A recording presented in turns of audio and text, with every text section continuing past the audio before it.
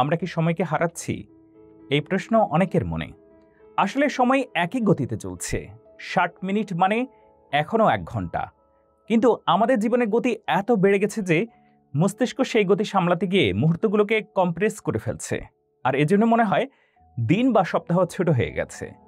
এখন প্রশ্ন হলো, আমরা কিভাবে সময়কে ধীর আনতে পারি? এর জন্য আপনাকে মানতে হবে কিছু প্রয়োজনীয় টিপস। ১ নম্বরে, মুহূর্তে বাছা শিখুন। প্রতিদিন ১০ থেকে ১৫ মিনিট শুধু চারপাশ লক্ষ্য করুন, ফোন বা স্ক্রিন ছাড়া। ২ নম্বরে, নতুন কিছু শিখুন বা করুন। নতুন অভিজ্ঞতা সময়কে দীর্ঘ মনে করায়। ৩ নম্বরে, রুটিনে ছোট পরিবর্তন আনুন। একঘেয়েমি সময়কে সংকুচিত করে। ৪ নম্বরে, ডিজিটাল ডিটক্স। নির্দিষ্ট সময় স্ক্রিন ছাড়া কাটান।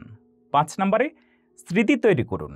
ভ্রমণ, মেলামেশা, প্রকৃতিতে সময় কাটানো এসব সময়কে সমৃদ্ধ করে। এভাবেই আমরা যখন সময় নিয়ে ভাবতে শুরু করব, তখন হয়তো বুঝব সময় কখনো কমেনি, কমেছে শুধু আমাদের বেঁচে থাকার ধীরগতি আর মনোযোগ।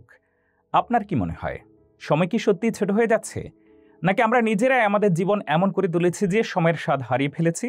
কমেন্টে জানান আপনার সপ্তাহ কি ৪ দিনের মতো মনে হয়, আর সময়কে ধীর করার জন্য আপনি কি করেন।